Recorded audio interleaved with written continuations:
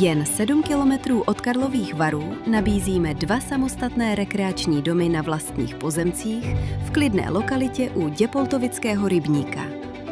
Nemovitosti lze koupit jako jeden celek nebo samostatně.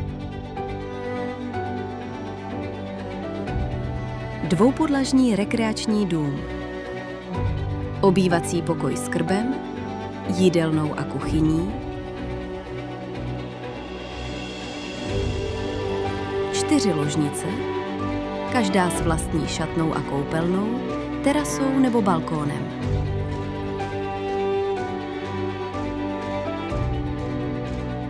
Součástí je wellness se saunou, relaxační místností, posilovnou, kuchyňkou, koupelnou a šatnou. Velkorysá rezidence přímo u vody. Obývací pokoj s krbem a vstupem na terasu.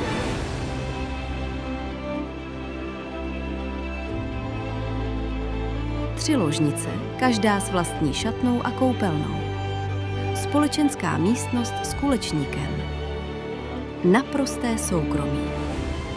Děpoltovický rybník nabízí koupání, rybaření, procházky a klid uprostřed přírody, přitom s rychlou dostupností Karlových Varů.